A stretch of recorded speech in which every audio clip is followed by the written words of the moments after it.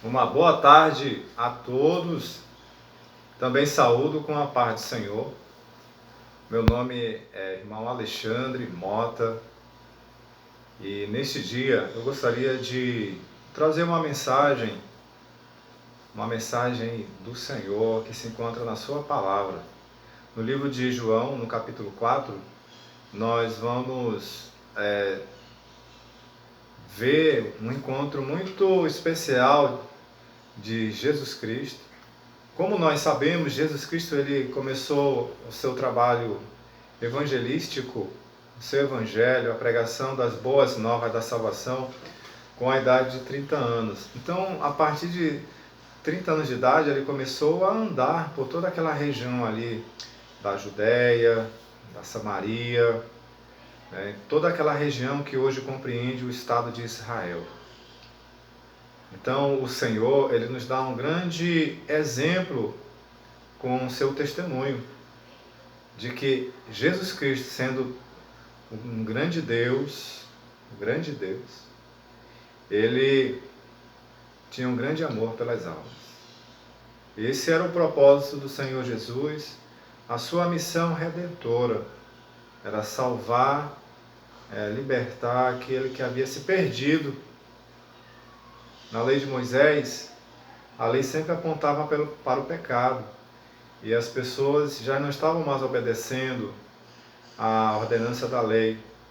Então, era preciso que houvesse um grande sacrifício pelo perdão dos pecados da humanidade.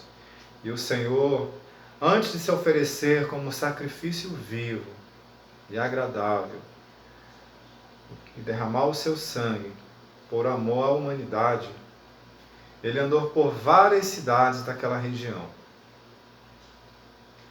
E a grande maravilha, algo que é incrível, é que depois de algum tempo, quando Jesus Cristo subiu aos céus, ele falou diretamente com um homem chamado Saulo de Tarso, e ele comissionou este homem. A Bíblia ela relata todo aquele processo de conversão, de transformação do apóstolo de Saulo de Tarso no apóstolo Paulo, e esse apóstolo ele vai além daquela região. Comissionado pelo Senhor Jesus Cristo, ele vai ultrapassar aquelas barreiras do que hoje é o Oriente Médio, e ele vai por todas aquelas regiões até chegar à Europa. Ele chega na Europa, ele chega em Roma, ele chega no que hoje é a Grécia.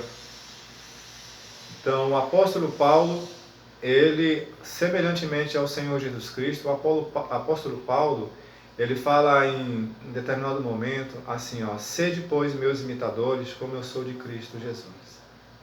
Então, ele era um grande evangelista. Ele era o apóstolo dos gentios.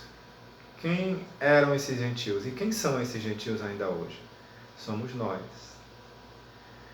Então, se você crê em Deus, se você acredita na palavra do Senhor, no Evangelho do Senhor Jesus Cristo, saiba que Deus usou grandemente o apóstolo Paulo para pregar essa mensagem. E que nós conhecemos essa mensagem através da sua palavra, através da palavra da Bíblia, que é a palavra de Deus. E o apóstolo Paulo, ele tem um papel importante nesse processo evangelístico, de levar a palavra de Deus. E isso trouxe um ensinamento, isso trouxe consequências muito boas para que a palavra de Deus continuasse sendo pregada. E até hoje a palavra do Senhor ela é pregada para as pessoas, para a humanidade. Não, eu acredito que uma grande parte da humanidade já ouviu a palavra de Deus. É verdade que muitos também não ouviram, e é verdade também que existem nações que elas impedem que o Evangelho de Cristo chegue às pessoas daquele país. Certo? Recentemente, nesse momento, lá no país chamado Afeganistão, milhares, centenas de cristãos estão sendo perseguidos. perseguidos porque adoram ao Senhor Jesus Cristo, perseguidos porque pregam a palavra de Deus.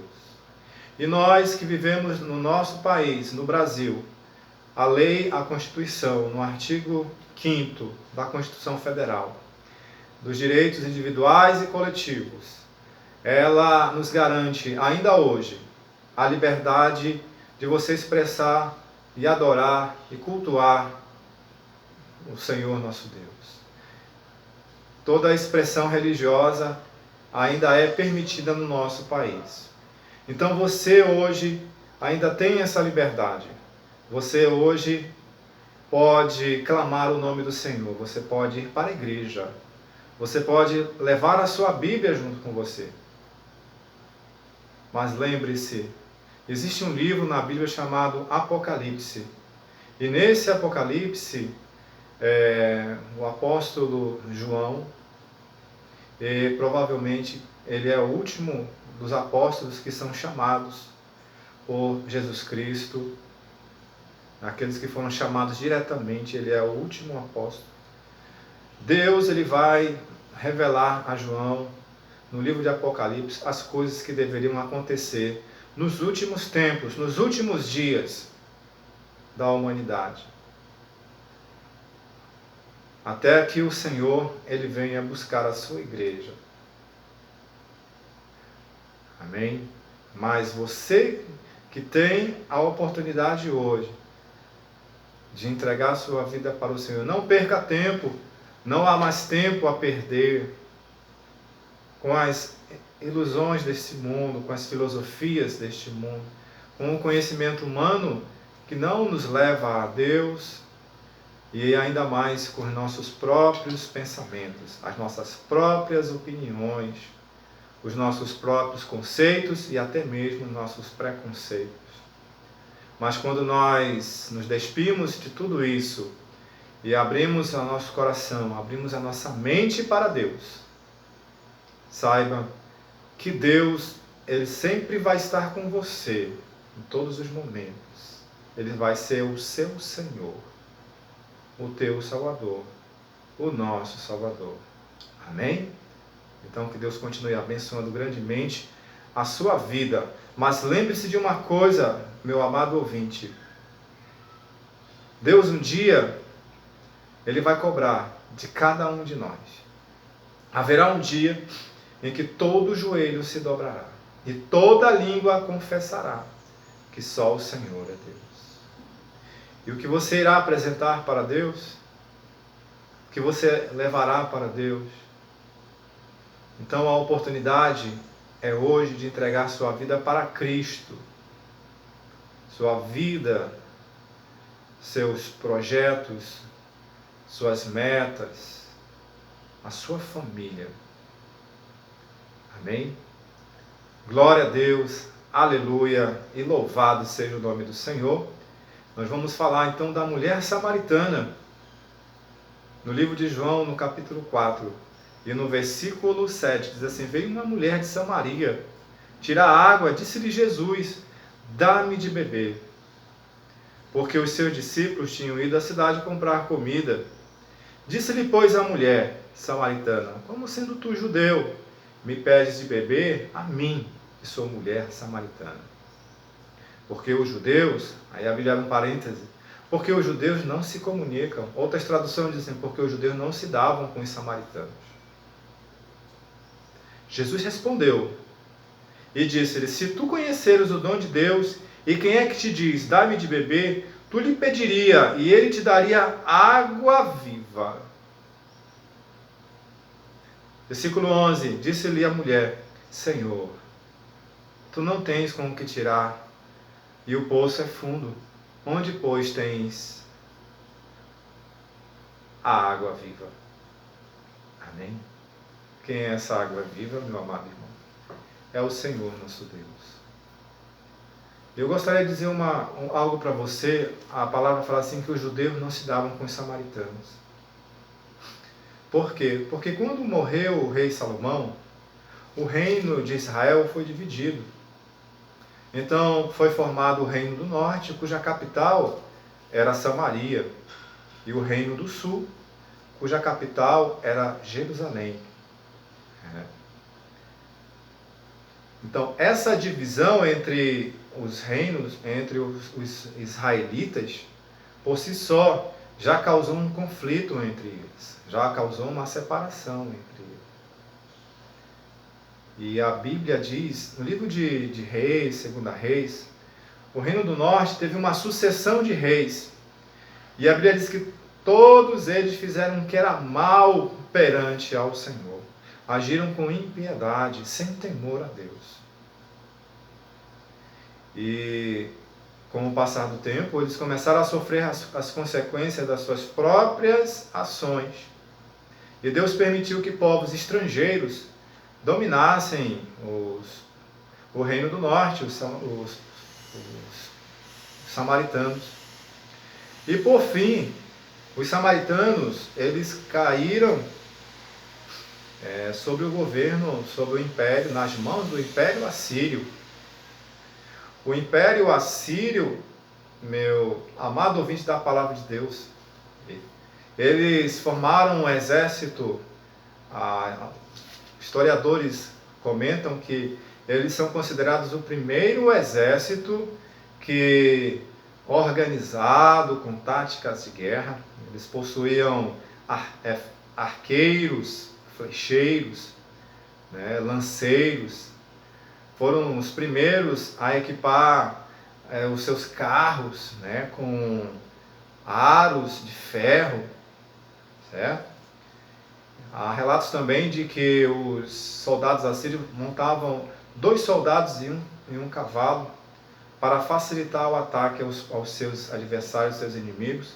E o que se relata é que os assírios eram um exército extremamente cruel com seus inimigos.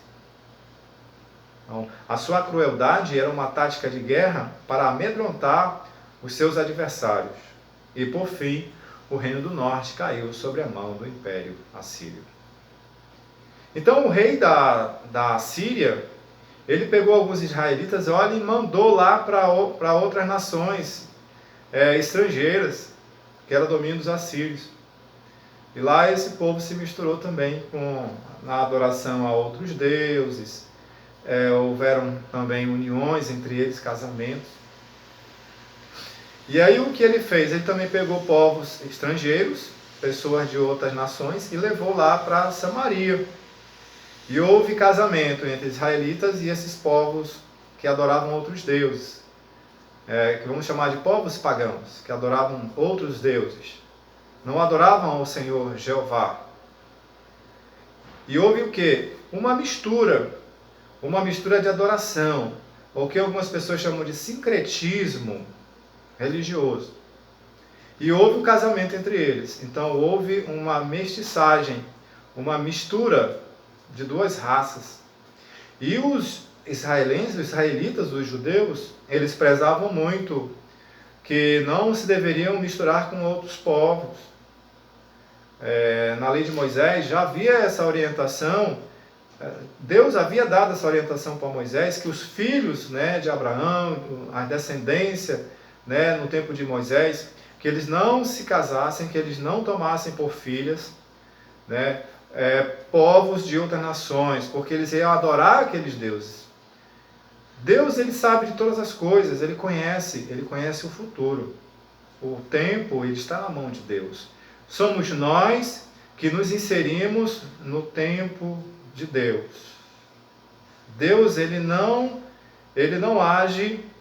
Os planos de Deus, os pensamentos de Deus, eles não estão embasados de acordo com o nosso tempo. A Bíblia relata o seguinte, que um dia para Deus é como 1000 anos, e 1000 anos é como um dia. Então a relação de tempo, quem criou o tempo? O Senhor. E nós vivemos dentro desse tempo. Você tem um tempo de vida. Eu tenho um tempo de vida estabelecido por Deus. Nós não sabemos qual será. O nosso dia em que nós partiremos desta terra, nós não sabemos. Mas há uma certeza, que está ordenado ao homem que ele venha morrer. uma só vez, e aí vem o juízo. Então Deus, ele conhece o futuro. Veja bem, os judeus, o povo israelita do sul, eles prezavam também por esse ensinamento. E isso causou um conflito muito grande entre os israelitas do sul contra os do norte. Olha aí, vocês estão se misturando com povos estrangeiros, com povos idólatras que adoram outros deuses. Vocês deixaram a adoração genuína ao Senhor nosso Deus. Isso causou uma discórdia muito agressiva, muito violenta entre eles. Houve até um momento em que houve uma ordenança para que se ensinasse, né, o próprio rei lá da Síria, houve uma ordenança que os hebreus, os israelitas, eles passassem a ser ensinados na lei do seu Deus.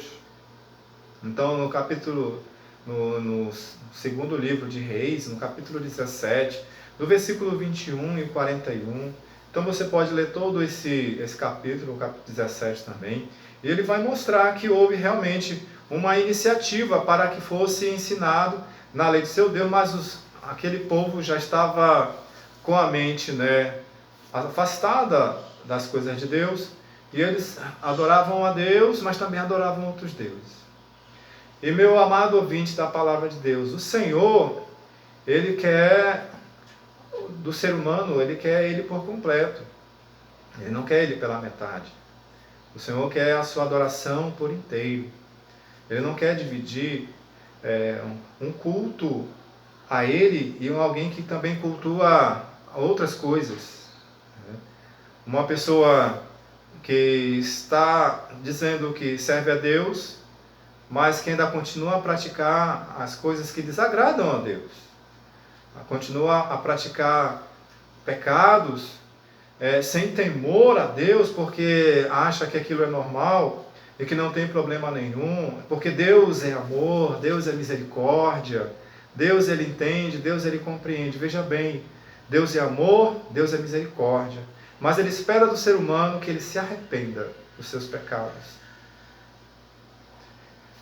E existe uma outra palavra também que se relaciona com Deus, a palavra que Deus é justo. Nós entendemos muitas das vezes ser justo como uma pessoa boa, como uma pessoa que faz, que pode relevar alguma coisa, que pode dizer, não, mas não tem problema. Aí eu posso entender que ele é uma pessoa justa, porque ele não agiu de acordo com aquilo que está numa lei para favorecer alguém. Mas Deus não é assim. Ele é justo, e a palavra justo, ela é um adjetivo que está relacionado com uma qualidade, com um substantivo chamado justiça. A justiça, ela serve para quê? Para julgar. E quando se julga, se emite uma sentença. Essa sentença, ela pode ser uma sentença que absolve o réu, mas pode ser uma sentença condenatória. E quem é condenado, ele deve pagar uma pena. Então, a justiça dos homens, muitas das vezes é falha, mas às vezes ela também é correta, e ela aplica a pena devida. Então, eles começaram, o povo do sul começou a se afastar da comunhão, havia um conflito entre eles, houve a separação política, que já causou uma separação entre eles, depois houve essa adoração a outros deuses, que causou a separação mais forte ainda, e depois esses israelitas se casaram com povos estrangeiros, houve esse processo de mestiçagem, isso causou também um forte desagrado, né, por parte dos judeus contra os samaritanos.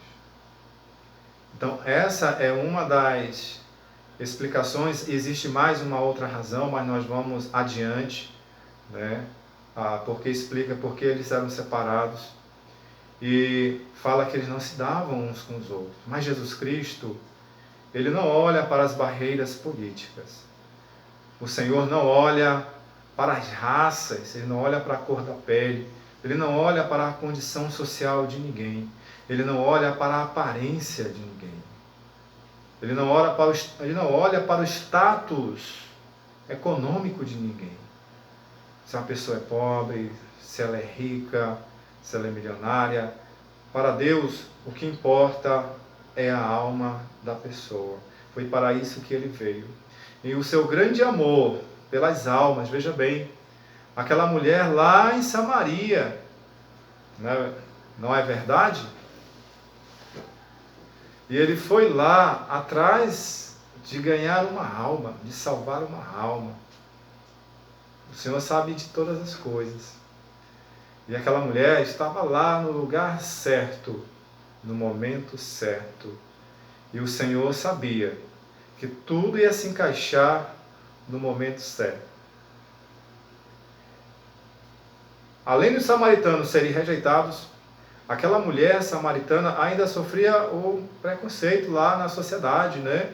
Nós sabemos que as mulheres, elas ocupavam uma posição meio difícil naquela época. E ela ainda ia ao meio-dia, ela foi ao meio-dia buscar a água, porque ela já tinha uma fama naquela cidade, e essa fama não era muito boa. E ela foi ao meio-dia porque no meio-dia não dava muita gente, não tinha ninguém. Já pensou um sol do meio-dia? Nós irmos carregar a água ao meio-dia. Eu lembro quando a gente era criança, adolescente, 12, 13 anos, não havia água no bairro em que nós morávamos, mas havia um poço, a mais ou menos, eu calculo uns 200 metros. Agora, 200 metros para um adolescente de 12 anos, parece que é 1 quilômetro. E nós íamos pela manhã, e às vezes íamos pelas 10 horas da manhã, no sol quente. E era comum isso, nós passamos uns 4 anos fazendo isso aí. E nós já estávamos acostumados a ir no poço buscar aquela água. E eu fico vendo, então, ela indo naquele horário buscar água, e ela foi buscar água. A água é um símbolo muito forte, nós precisamos de água para viver. E nós podemos comparar o Senhor Jesus Cristo com a água viva. Essa água que você bebe, depois você vai ter sede novamente, meu amado. Mas Jesus Cristo é essa fonte abundante que jorra lá do céu, que quando nós nos aproximamos dele e nós bebemos dessa água, ele sacia a nossa sede. Não é a sede material, mas é a sede, muitas das vezes, de um vazio existencial. É a sede de justiça. Muitas das vezes é a necessidade, são os problemas, as desilusões. Nós procuramos um lugar, uma fonte, ao qual nós possamos saciar, nós possamos aliviar esses problemas. Jesus Cristo é essa fonte de água viva. E talvez você que está me ouvindo nesse momento, nessa hora, já tenha procurado por muitos lugares resolver os seus problemas, saciar essa sede. Muitas pessoas têm procurado, muitas das vezes, nas bebidas, nas drogas, na prostituição, satisfazer um vazio, uma tristeza que está na sua alma, mas somente Deus ele pode preencher esse vazio, somente o Senhor ele pode curar as feridas, somente ele pode satisfazer a nossa alma. A partir do momento em que nós realmente façamos uma decisão de servir ao Senhor, venha o que vier, aconteça o que acontecer, mas que nós venhamos nos manter firmes diante de Deus. E disse-lhe, pois, a mulher samaritana: como sendo tu judeu, me pede beber a mim, que sou mulher? Né?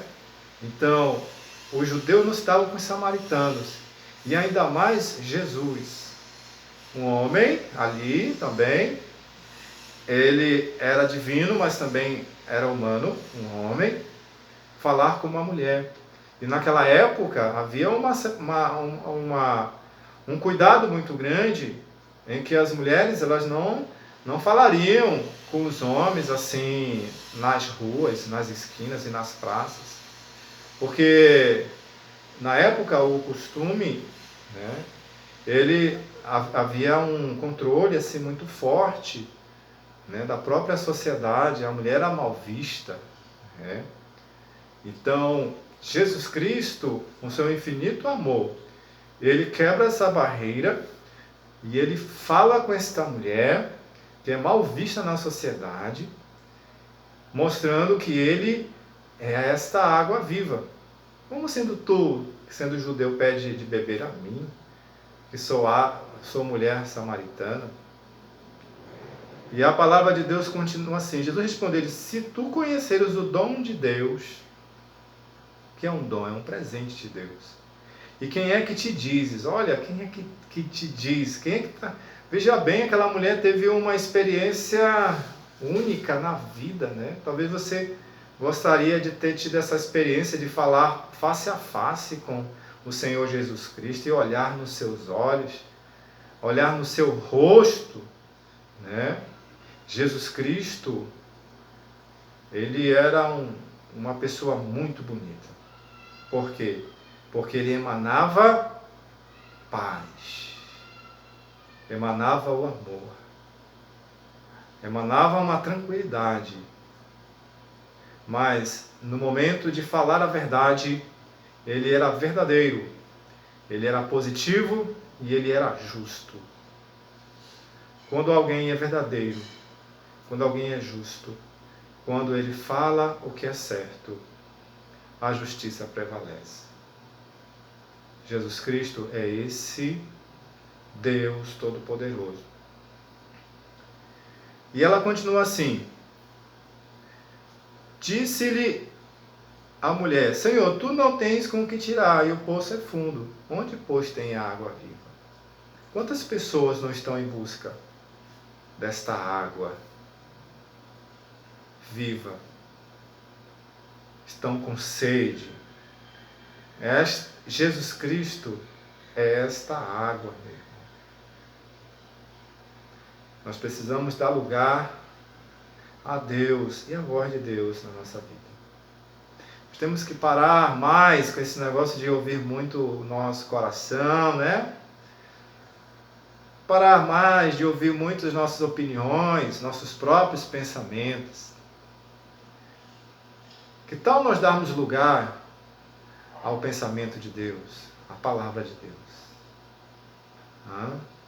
Então, hoje é essa oportunidade, você tem essa oportunidade.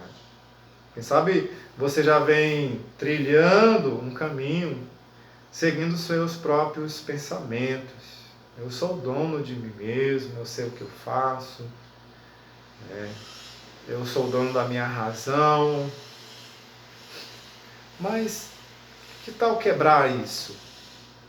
Quebrar essas coisas e deixar Jesus Cristo encher você com a água da vida. Jesus respondeu, versículo 12: és tu maior do que Jacó, o nosso pai? Veja bem, então, que os samaritanos também tinham como pai Israel. Eles só tinham separado, né, as nações, mas a origem deles eles mantinham, né? Então, mantinham como a origem de Israel. Só que depois eles se afastaram, mas consideravam Israel, Jacó, como o pai deles. Você sabe que Israel, ele é o pai, ele teve lá 12 filhos.